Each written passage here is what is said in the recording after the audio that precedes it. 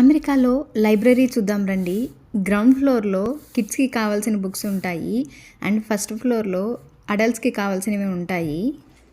Kids books తీసుకొని ఫ్యామిలీతో కూర్చొని చదవడానికి ఉంటుంది. అదే ప్లేస్‌లో బేబీస్ ఆడుకోవడానికి కూడా ఉంటుంది. డే అండ్ సాటర్డే బేబీస్‌కి ఫ్రీగా ఎంటర్టైన్మెంట్ క్లాసెస్ ఉంటాయి. ఇక్కడ మన లైబ్రరీ కార్డ్‌తో ల్యాప్టాప్‌ని తీసుకొని కావాల్సిన యాక్టివిటీస్ చేపించి అయిపోయాక రిటర్న్ అవ్వచ్చు.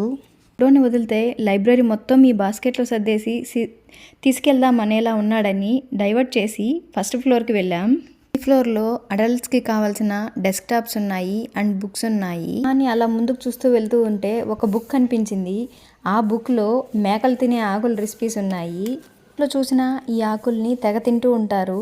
మనము ఈ రెసిపీస్ ట్రై చేద్దామని ఈ బుక్ తీసుకున్నాం. అలా చూస్తూ ముందుకు వెళ్తుంటే డిఫరెంట్ లాంగ్వేజ్ నేమ్స్ ఉన్నాయి. అందులో మన తెలుగు బుక్స్ కూడా ఉన్నాయి. మరి ఈ లైబ్రరీలో మన మాతృభాష తెలుగు బుక్స్ కనిపిస్తే చదవకుండా ఉంటామా? కొంత టైం స్పెండ్ చేసి చదివి కావాల్సిన బుక్స్ స్కాన్ చేసి తీసుకున్నాము.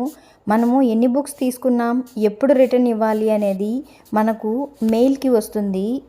సో వాళ్ళు ఇచ్చిన డేట్కి మనం తీసుకున్న బుక్స్ రిటర్న్ ఇచ్చి మళ్ళీ కొత్త బుక్స్ కావాలంటే తీసుకోవచ్చు అన్నమాట.